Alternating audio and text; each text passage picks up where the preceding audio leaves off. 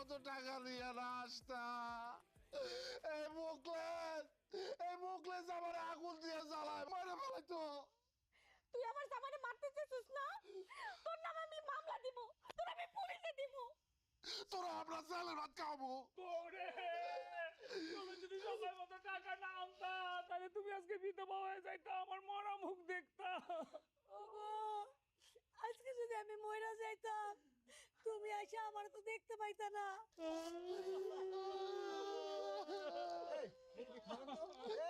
আপনারা থামেন, আল্লাহর রাস্তে আপনারা কান্দাকাটি করেন না, চুপ করেন। ভাই সবাই সবার বাকি টাকা দিয়ে দিছে।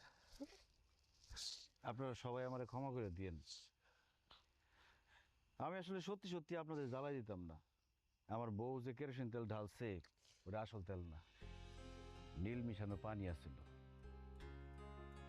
আমি আপনাদেরকে ভয় দেখাইয়া বাকির টাকা আদায় করতে চাইছিলাম। তাছাড়া কি করুম কন, আমার আব্বাই আমারে অল্প একটু জমি দিয়ে গেছিল, সেই জমিটা বেচা আমি বিদেশ যাওয়ার চেষ্টা করছিলাম। কিন্তু আমার বউ আমারে বুদ্ধি দেয় একটা ব্যবসা করার জন্য, দেশেই থাকার জন্য। আমিও চিন্তা করলাম বিদেশে গিয়া একলা একলা কি করুম না করুম, দেশের কথা মনে হইব, আমার বউয়ের কথা মনে হইব, গ্রামের সবার কথা মনে পড়ব। এই জন্য ব্যবসাটা শুরু করলাম। ভাবলাম মুদি দোকানটা শুরু করলে আমার উপকার হইব, আপনাদের উপকার হইব। কিন্তু আমি মুদি দোকানটা দেওয়ার পরে আপনারা সবাই আমার কাছ থেকে বাকি নিতে নিতে আমার মুদি দোকানটা শেষ করে দিচ্ছেন। একটাবার কি আপনারা ভাবছেন যে মুদি দোকানটা যে আমার শেষ হয়ে গেল, আমার সংসারটা কেমনে চলবো? আমার বউরে কি খাওয়ামো? কয়েকদিন পরে যে আমার বাচ্চা হইব, সে বাচ্চারে কি খাওয়ামো? এটা তো চিন্তা করেন নাই। আমার মতো কত যুবক আমাদের দেশে একটা স্বপ্ন নিয়ে ব্যবসা শুরু করে, শুধু আপনাদের মতো মানুষের জন্য তাদের স্বপ্ন ভাঙ্গা যায়। এই বাকির বদ অভ্যাসের জন্য ঠিকমতো ব্যবসা করতে পারে না। বাকির টাকা উঠাইতে না পাইরা কত দোকানদার আত্মহত্যা করছে জানেন? কত পরিবার পথে বসে গেছে, কত পোলাপান এতিম হয়েছে, কত মা বোন বিধবা হয়েছে আপনারা জানেন?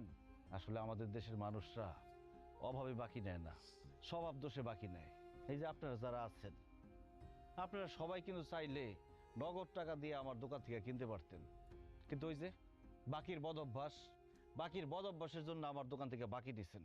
আর আমিও আপনাদের সবার কাছ থেকে টাকা তোলার জন্য এই ভয়টা দেখাইছি।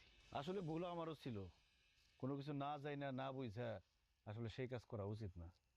আমি তো কোনোদিন ব্যবসা করি নাই, ব্যবসা সম্পর্কে আমি কিছু জানি না বুঝি না, হঠাৎ করে মুদি দোকান দিচ্ছি, এই জন্য বুঝতে পারি নাই কেমনে ব্যবসা করবো। যে বুদ্ধি দিছে সে বলতে গিয়া দোকান চালাইতে গিয়া ধরা খেয়েছি। তবে এখন থেকে আমি সিদ্ধান্ত নিচ্ছি আমি আর ব্যবসা করব না।